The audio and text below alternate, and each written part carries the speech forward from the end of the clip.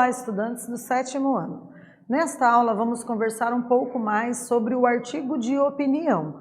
Vamos verificar algumas especificidades, algumas características que constituem um texto para que ele possa ser considerado deste gênero denominado artigo de opinião. Eu sou a professora Rosa Helena Bueno, estou aqui ministrando as aulas do 7º ano na disciplina de língua portuguesa, né? Estou aqui com o meu colega, o Ronaldo, que está fazendo aí a transcrição da minha linguagem oral para a linguagem de sinais, né, e promovendo esse momento aí de inclusão das diversidades humanas. Parabenizo todos por estarem aí nos prestigiando, aprendendo bastante com as nossas aulas, que são sempre preparadas com muito carinho. Então vamos ver aqui quais são os nossos objetivos. Então a gente vai ler e interpretar um artigo de opinião. Vamos tentar compreender a finalidade, quais são os meios de circulação e a estrutura do artigo de opinião. Também vamos aprender a diferenciar o tema e a tese. O que significa opinar? Né? Aqui a gente trouxe várias caixinhas de diálogo, vários balões, né? Também trouxemos ali a possibilidade de você opinar por meio, né, de textos escritos, por meio da escrita, né, em diversos ambientes, seja no material impresso, sejam nos ambientes virtuais, né, são diversos os equipamentos multimediativos que nos permitem emitir opinião, além, obviamente, do material impresso, né. Então vejam que a gente tem diversas possibilidades de estabelecer uma interlocução com outras pessoas, né, expressando ideias diferentes ou ratificando, concordando com ideias anteriormente apresentadas. Então vejam, o artigo de opinião é um gênero discursivo argumentativo que tem por objetivo expressar o ponto de vista do autor que o assina sobre alguma questão relevante em termos sociais, políticos, culturais, entre outros. Então vamos ler um fragmento do artigo de opinião. Temos aqui a estrutura de um artigo de opinião. Então, no começo tem uma introdução, né? Na introdução ocorre a apresentação do tema, do problema e a tese que será defendida.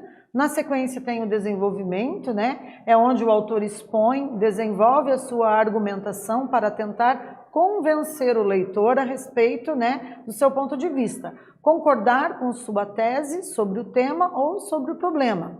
E a conclusão apresenta o quê? A gente tem a possibilidade dela ser apresentada apenas ali uma ideia para solucionar o problema proposto. Alguns autores elaboram questões para direcionar o pensamento do leitor, elaboram algumas perguntas, né?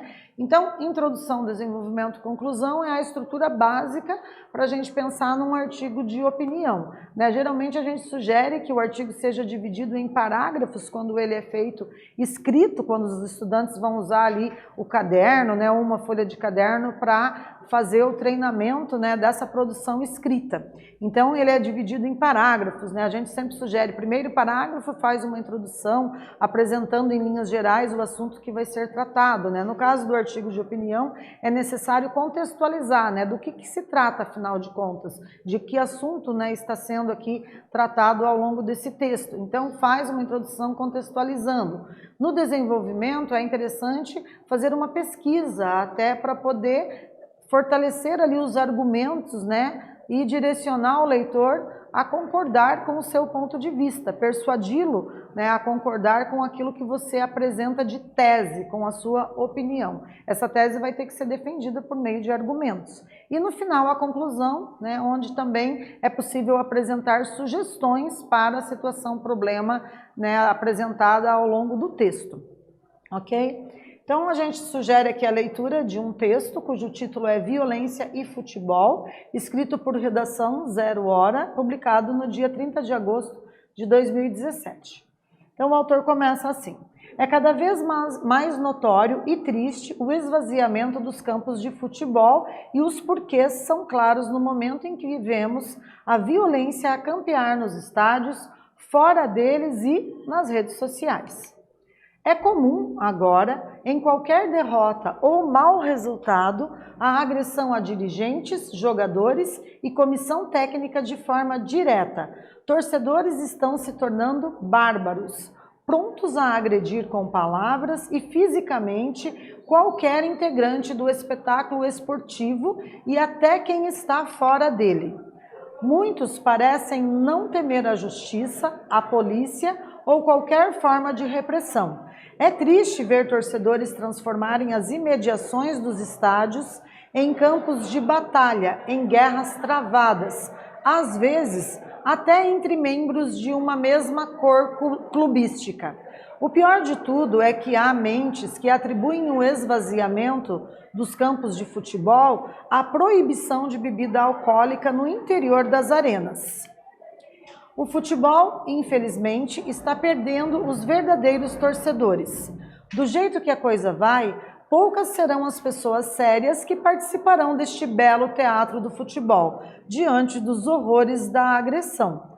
Como um jogador virá para um estado onde atletas podem ser agredidos a qualquer momento? Para onde vai nosso futebol? Quem vai pagar pelo esvaziamento? Então é um texto produzido pelo Francisco de Jacir Silva de Souza, ele é professor de Educação Física e mestre em Educação.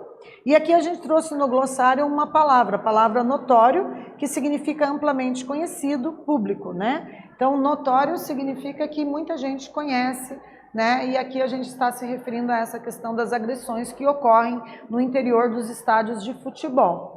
Então vejam, aqui o professor trouxe a opinião dele, produziu um artigo de opinião, expressou a subjetividade, aquilo que ele pensa a respeito do assunto. Percebam que em alguns momentos o texto apresenta ali os colchetes e as reticências inseridas dentro dos colchetes, o que significa que um fragmento, uma parte do texto foi omitida, não está presente. Por isso a gente trouxe aqui a referência para vocês poderem fazer a leitura do texto na íntegra, né? Ele está aqui apenas alguns fragmentos, alguns parágrafos, ele não está na totalidade expresso nos nossos slides, ok? Então veja, segundo o autor, vemos a violência a campear nos estádios, fora deles e nas redes sociais. Para ele, por que os torcedores agem dessa forma? Então temos uma pergunta aí engajadora para a gente começar as reflexões dessa aula.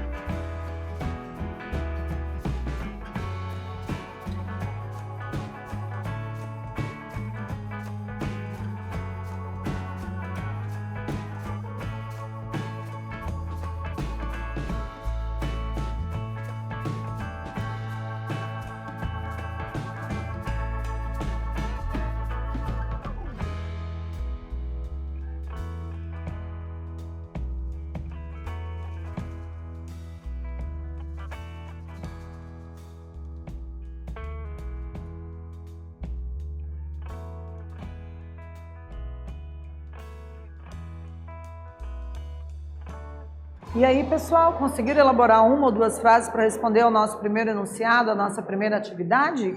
Vamos ver aqui a nossa sugestão, então? Observem aqui. Para o autor do texto, os torcedores utilizam a derrota ou um mau resultado para agredir com palavras ou fisicamente qualquer integrante do espetáculo esportivo e até quem está fora dele, né? Então vejam aqui que a gente trouxe também o uso das aspas no enunciado dessa questão, que significa, né, que foi ali reproduzido o discurso direto, a fala, foi feita a transcrição da fala, né, da opinião de alguém, né, nesse caso do professor de educação física que produziu esse artigo de opinião. Então as aspas elas servem para fazer a citação do discurso direto da fala de alguém, né? E a título de curiosidade, quando existe uma agressão verbal ou uma agressão física, a pessoa, o agressor que comete esse ato, ele é considerado um ato infracional, cabível, portanto, de punição, né, aí previsto no nosso Código Penal. Então tem que tomar muito cuidado com agressões verbais, né, quando a pessoa ofende a outra com palavras agressivas ou tenta, de alguma forma, agredir essa pessoa fisicamente, porque isso aí pode caber aí uma demanda judicial e a pessoa vai ter que gastar com advogado e corre sim o risco de até cumprir uma pena privativa de liberdade. Então tem que tomar cuidado com relação a essas agressões, né? Continuando aqui, vejam, na segunda atividade trouxemos mais um fragmento do texto, né, onde o professor afirma o seguinte: é cada vez mais notório e triste o esvaziamento dos campos de futebol, e os porquês são claros no momento em que vemos a violência a campear nos estádios, fora deles e nas redes sociais. O autor utiliza os adjetivos notório e triste para avaliar as consequências da violência dos torcedores dentro e fora dos estádios. Por que ele usa essas palavras? E aí, um tempinho para vocês elaborarem mais essa resposta e treinarem a proficiência na língua portuguesa escrita.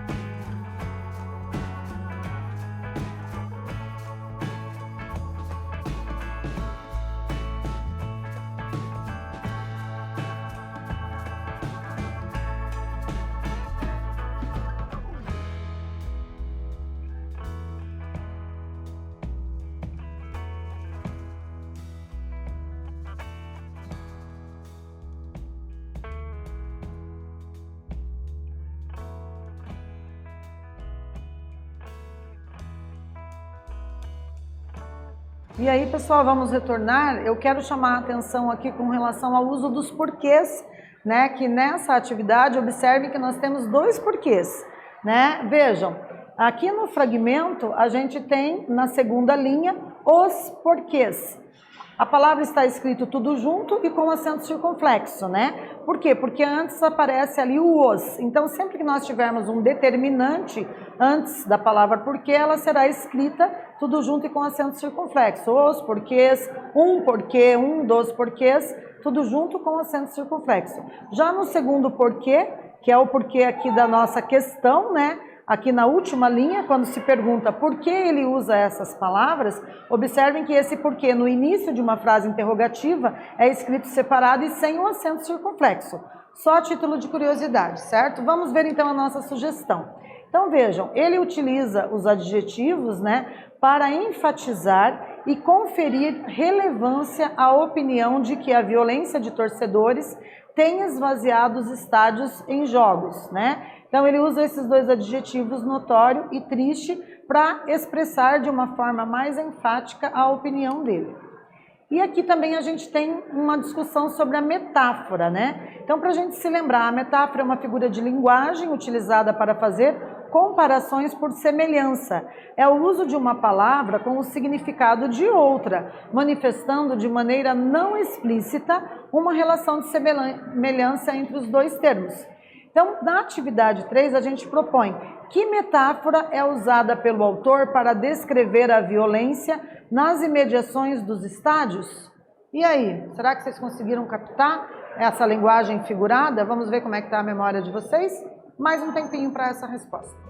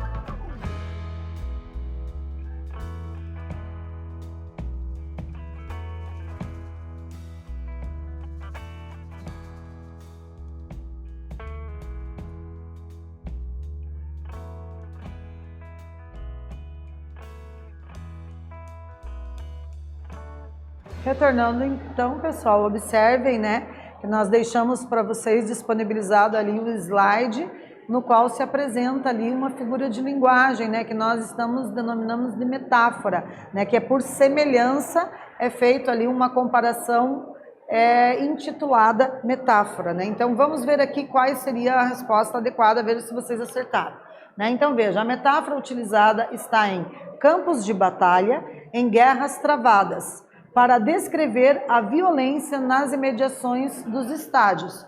Né? Então, quando o autor diz os estádios se transformaram em campos de batalha, em guerras travadas, ele está fazendo a metáfora. Se ele utilizasse a palavra como, né, e dissesse os estádios estão tão violentos como os campos de batalha, né, ou como as guerras travadas, aí nós teríamos comparação. Como ele não usa a expressão como, né, ele vai direto e diz os estádios estão transformados em campos de batalhas e guerras travadas, então nós temos a presença da metáfora. Se responderam uma dessas duas, já acertaram, parabéns. E vamos para a quarta atividade. No último parágrafo do texto, o autor usa como recurso conclusivo a realização de perguntas. Alguma pergunta remete à solução do problema? Explique. Mais um tempinho para a quarta atividade e última atividade dessa aula.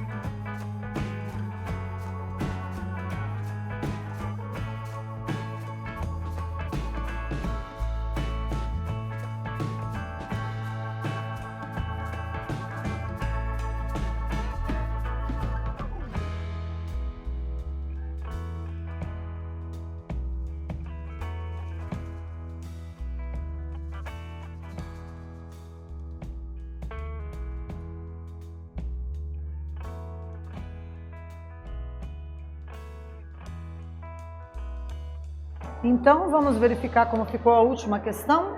Então, a pergunta é, alguma pergunta remete à solução do problema? Explique. Pelo que a gente pode observar, não. O autor apenas apresenta reflexões que dão ênfase aos seus argumentos anteriores em defesa de sua tese, né? Então, ele traz uma pergunta ali, né, mas que promove uma reflexão, né? Será que algum jogador vai querer vir, né, jogar em um local em um estado onde ele sabe que é recorrente o uso da violência nos campos de futebol, né? Então fica essa pergunta bem reflexiva ali para puxar também a tese do leitor, né? Para que o leitor também possa formular a sua opinião, certo? Então nessa aula nós lemos um artigo de opinião, compreendemos sua finalidade, o contexto de circulação e a estrutura do texto. Reforçamos também a ideia do que é uma tese defendida por um autor num texto de opinião. Espero que tenham gostado e até breve.